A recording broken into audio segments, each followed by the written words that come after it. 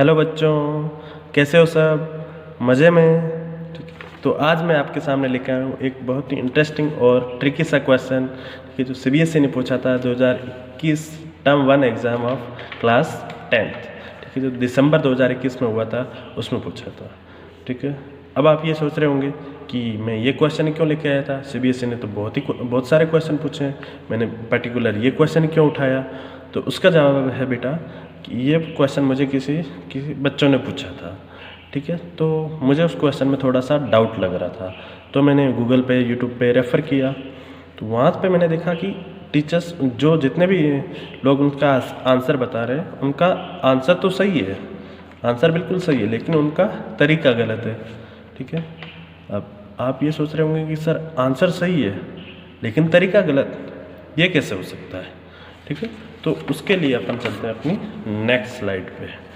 ठीक है, इस स्लाइड पर आप देख सकते हैं मैंने क्या लिखा है, एक्स स्क्वायर इक्वल टू 25। ठीक है, और आपको x की वैल्यू फाइंड करनी है। ठीक है, इसको कैसे करते हैं हम जनरली, जैसे एक्स स्क्वायर इक्वल टू 25 लिखा है तो x इक्वल टू हो जाएगा √25। ठीक है, और जो होता है 5। लेकिन एक बच्चे ने क्या किया, 2 से 2 गया। ओके, 2 से 2 गया और पीछे क्या बच गया, 5। तो x इक्वल टू कितना लिख दिया, 5।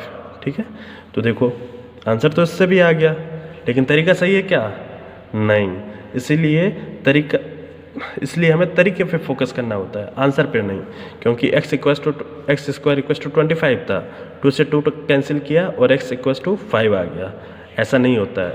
ठीक है, तो अब हम अपन आ गए हैं उस क्वेश्चन पे जो सीबीएसई ने पूछा था।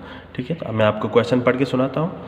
ए ray of light starting from air passes through medium A of refractive index 1.5, enters medium B of refractive index 1.33, finally enters medium C of refractive index 2.42. If this ray emerges out in air from C, then from which of the following pairs of the medium bending of light is least? जिसके option दे रखे हैं A to A, option B A to B, option C B to C और option D है C to air. ठीक है, इसका question का मैंने डायग्राम बना रखा है, वो मैं आपको एक्सप्लेन कर देता हूँ। क्या होता है, एक लाइट रे आ रही होती है जो सबसे पहले मीडियम ए पर इंसिडेंट होती है, जिसका रिफ्रैक्टिव इंडेक्स कितना दे रखा है, 1.5। ठीक है, तो एयर का रिफ्रैक्टिव इंडेक्स कितना होता है हम सबको पता है, 1 होता है, और इसका रिफ्रैक्टिव इंडेक्स है 1.5, जो इन जनरली अपन मिरर का लेते हैं। ठीक है, 1 से 1.5 में आ रही है, रे टू डेंसर में आ रही है, तो ऑब्वियस सी बात ये हमने नॉर्मल बना रखा है, तो नॉर्मल की तरफ बैंड होगी। ठीक है, फिर ये क्या होता है, 1.5 से 1.33 के रिफ्रैक्टिव इंडेक्स के मीडियम में एंटर करती है 1.5 से 1.33, मतलब ये डेंस है और ये रेयर है, तो ये नॉर्मल बना रखा है, तो नॉर्मल से दूर हटेगी। ठीक है, और फिर क्या होता है, 1.33 से 2.42 के 42 रिफ्रैक्टिव इंडेक्स के मीडियम में जाती है। ठीक है, 1.33 से 2.42 के रिफ्रैक्टिव इंडेक्स के मीडियम में। ठीक है, ये फिर से हमने नॉर्मल बना रखा है, तो रे टू डेंसेस जा रही है, तो क्या होगा, नॉर्मल की तरफ बैंड हो जाएगी। ओके, अब नेक्स्ट क्या होता है, 2.42 से 1 में जाती है। लास्ट में क्या होता है, लाइट रे 2.42 से 1 रिफ्रैक्टिव इंडेक्स वाले मीडियम में जाती है। ठीक है, तो फिर से ये डेंस है और ये रेयर है, तो इस बार क्या होगा, ये हमने नॉर्मल बना रखा है, तो नॉर्मल से दूर हटेगी। ठीक है, कहानी समझ गए, 1 से 1.5, 1.5 से 1.33, 1.33 से 2.42 एंड देन 1। ठीक है, इसका अगर अपन ध्यान से देखें तो 4 पॉइंट पर इस लाइट रे का रिफ्रैक्शन होगा।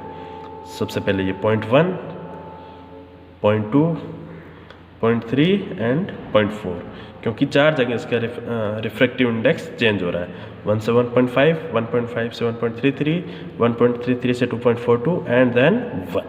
ठीक है, तो ये 4 जगह बैंड होगी। तो क्वेश्चन क्या है कि इन चारों में से किस जगह पर बैंड मिनिमम होगी, इसका डेविएशन मिनिमम होगा। ठीक है, तो उसके लिए अपन क्या करते हैं, इस क्वेश्चन को सोल्व करने के लिए इन दोनों रिफ्रैक्टिव इंडेक्स का रेशियो निकाल लेते हैं। ठीक है, जिसे अपन रिलेटिव रिफ्रैक्टिव इंडेक्स बोलते हैं, डेंस अपॉन रेयर कर देते हैं। ठीक है, इन दोनों में डेंस कौन 1.5 और रेयर कौन 1, तो 1.5 अपॉन 1 कितना हो जाएगा 1.5, और इन दोनों में डेंस कौन 1.5 अपॉन 1.33, ठीक है 1.5 अपॉन 1.33 वो हो जाएगा 1.12। ठीक है, अगले में डेंस, इन दोनों में डेंस कौन ये, तो हो जाएगा 2.42 अपॉन 1.33 इक्वस टू आ जाएगा 1.81, और इन दोनों में डेंस कौन 2.42 अपॉन 1.0, ये कितना आ जाएगा 2.42। ठीक है, अब हमें इन चारों पॉइंट पर, ये पहला पॉइंट, ये दूसरा पॉइंट, ये तीसरा और ये चौथा, इन चारों पॉइंट पर डेविएशन को कंपेयर करना है कि कौन से पॉइंट पर डेविएशन मिनिमम होगा। ठीक है, इसने दे रखा है लिस्ट। ठीक है, पहले में ये रेशियो कितना आ रहा है 1.5, दूसरे में 1.12, 1.81 और 2.42। ठीक है, तो मिनिमम कौन सा होगा, यही हो गया 1.12, और ये कब है मीडियम एन ए से एन बी में आते वक्त। ठीक है, तो इसका आंसर कौन सा हो जाएगा बी। ठीक है, ए से बी में आते वक्त इसका डेविएशन मिनिमम होगा। तो अब हम आ गए अपने नेक्स्ट स्लाइड पे। ठीक है, पिछले स्लाइड में हमने क्या किया था, कंपेयर किया था, रेशियो को कंपेयर किया था डेंस अपॉन रेयर, जिसके लिए रेशियो मिनिमम हो उसका डेविएशन कम, जिसके लिए रेशियो मैक्सिमम हो उसके लिए डेविएशन भी मैक्सिमम, मतलब उस रेशियो को कंपेयर करके हम उसका ऑर्डर फाइंड कर सकते हैं। ठीक है, और किसी भी रिफ्रैक्शन होता है किसी भी सरफेस पर, तो उसका डेविएशन क्या होता है आई माइनस आर। आई क्या है इंसिडेंट एंगल और आर क्या है रिफ्रैक्टिव एंगल। ठीक है, इसलिए मैंने ये दो एग्जाम्पल लिए हैं आपके सामने। ठीक है, पहले में लाइट रे n = 1 से n = 1.5 में 5 में आती है। ठीक है, जिसको अपन 3/2 लिख सकते हैं। n = 1 से n = 3/2 में आती है। ठीक है, और दूसरे में n = 2 से n = 3 में आती है। दोनों के लिए मैंने i सेम रखा है, i इसका भी 30 है और इसका भी 30 ही है। ठीक है, तो डेविएशन के लिए अगर डेविएशन हमें कैलकुलेट करना है ना, i तो हम दोनों ने सेम कर दिया, दोनों का सेम कर दिया, इसके लिए भी 30 और इसके लिए भी 30। ठीक है, अब अपन r फाइंड करते हैं। देखिए 1 से 1.5 रेशियो कितना हो गया 2:3, और इसका भी रेशियो 2 से 3 कितना हो गया 2:3। ठीक है, इसका रेशियो कैसे निकालेंगे 1:3/2 है ना, तो 2 ऊपर आ जाएगा 2:3, और इसका भी कितना हो जाएगा 2:3, तो दोनों का रेशियो सेम है, तो मतलब दोनों का डेविएशन भी सेम आना चाहिए। ठीक है, आई हमने सेम, तो यहाँ हमने आई दोनों के लिए सेम रखा है, और जो रिफ्रैक्टिव इंडेक्स चेंज हो रहे हैं उनका रेशियो भी सेम रखा है। ठीक है, यहाँ भी 2:3 और यहाँ भी 2:3। ठीक है, तो यहाँ पर आते हैं और पहले के लिए डेविएशन फाइंड करते हैं। ठीक है, डेविएशन के लिए हमें क्या फाइंड करना होगा r।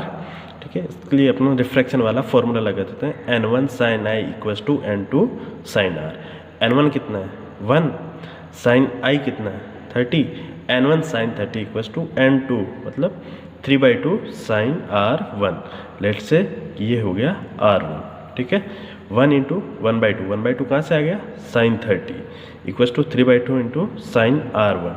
ठीक है, 2 से 2 गया तो sin r1 आ गया 1/3। ठीक है, तो अब अपन आते हैं यहाँ पर दूसरे केस में, जहाँ पर लाइट रे कहाँ से कहाँ जा रही है रिफ्रैक्टिव इंडेक्स 2 से 3 में। निकालते हैं यहाँ पर वही रिफ्रैक्शन वाला फॉर्मूला लगाते हैं, n1 sin i = n2 sin r। ठीक है, n1 यहाँ पर कितना है 2, sin i कितना है sin 30 = n2 कितना है 3 × sin r2, 2 × 1/2 = 3 sin r2। यहाँ पर 2 से 2 कैंसिल हो गया, और sin r2 कितना आ गया 1/3, और sin r1 में कितना आया था 1/3। sin r1 = sin r2 मतलब क्या हुआ r1 = r2, मतलब जब हमने चेंज होने वाले मीडियम का रिफ्रैक्टिव इंडेक्स का रेशियो सेम रखा। ठीक है, तो हमारे डेविएशन भी सेम आया, मतलब डेविएशन किस पे डिपेंड किया, रेशियो पे। ठीक है, अब अपन वो भी करके देखते हैं जो बाकी सब लोग कर रहे हैं। हम अब अपन डिफरेंस भी सेम रख के देख लेते हैं। चलो चलते हैं। तो यहाँ पर अपन आ गए हैं अपनी नेक्स्ट स्लाइड पे, जिसमें मैंने 2 केस लिए हैं, जिसमें पहले में लाइट रे रिफ्रैक्टिव इंडेक्स 3/2 से 5/2 में जा रही है, और दूसरे केस में लाइट रे 1 से 2 में जा रही है, रिफ्रैक्टिव इंडेक्स 1 से रिफ्रैक्टिव इंडेक्स 2 में जा रही है। ठीक है, अगर अपन यहाँ पर देखते हैं तो रिफ्रैक्टिव इंडेक्स का डिफरेंस यहाँ पर कितना है, 3/2 से 5/2, मतलब कितना हो गया, 1 हो गया, 1.5 से 2.5 1 हो गया।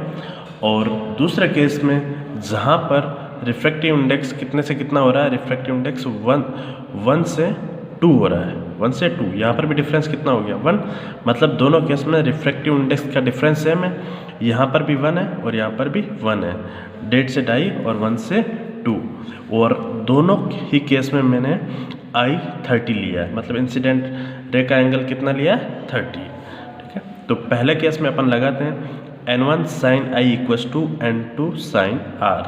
ठीक है, N1 की वैल्यू रख दी कितनी, 3/2, 3/2 sin 30 = 5/2 sin R1। ठीक है, R1 हमें फाइंड करना है, 3/2 × sin 30 कितना हो जाएगा, 1/2 = 5/2 डॉट sin R1। ठीक है, तो 2 से 2 कैंसिल हो गया, और sin R1 कितना आ गया, 3/10, 5 को इधर भेजा, 2 से मल्टीप्लाई करके हो गया ये 3/10 sin R1।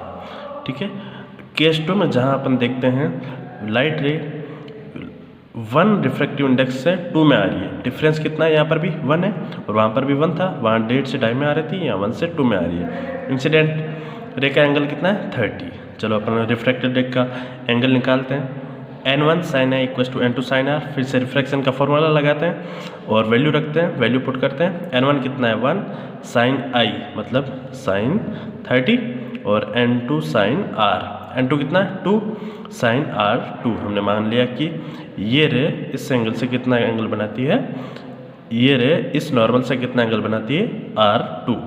ठीक है, हमने वैल्यू पुट किया, 1 × sin 30, वो कितना हो गया, sin 30 1/2 = 2 sin R2। यहाँ पर sin R2 कितना आ गया, 1/4, और 1 में पहले केस में कितना आ रहा था, 3/10, और यहाँ पर कितना आ गया, 1/4, मतलब इक्वल हुए क्या दोनों, sin R1 आ रहा है 3/10 और sin R2 आ रहा है 1/4, sin R1 3/10 और sin R2 आ रहा है 1/4, दोनों इक्वल हो सकते हैं क्या, जब साइन ही इक्वल नहीं है तो उनके अंदर के एंगल इक्वल कहाँ से हो सकते हैं। इसका मतलब क्या हुआ, क्या डेविएशन उन दोनों का दोनों मीडियम का डिफरेंस सेम होने पर सेम हो रहा है, नहीं हो रहा। मतलब डेविएशन किस पे डिपेंड करता है, रेशियो पर या फिर दोनों के डिफरेंस पर, दोनों के रेशियो पर, नॉट ऑन डिफरेंस। ठीक है, तो यहाँ पर अपने फाइनल रिजल्ट पे आ जाते हैं, जो मैंने एक छोटी लाइन लिखी है, when a ray of light enter from one medium to another medium, its deviation depend on the ratio of refractive indices of the mediums, not on the difference.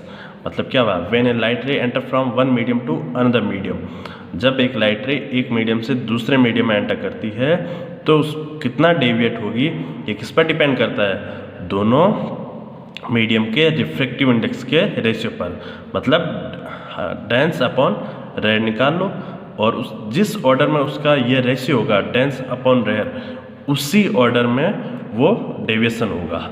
मतलब डेंस अपॉन रेयर अगर minimum आता है, dense upon rare अगर minimum आता है तो उसका deviation भी मिनिमम होगा, और अगर डेंस अपॉन रेयर मैक्सिमम आता है तो उसका डेविएशन भी मैक्सिमम होगा। ये लाइन याद रखना, when a ray of light enter from one medium to another medium, its deviation depends on the ratio of refractive indices of the mediums, not on the difference. Okay, thank you.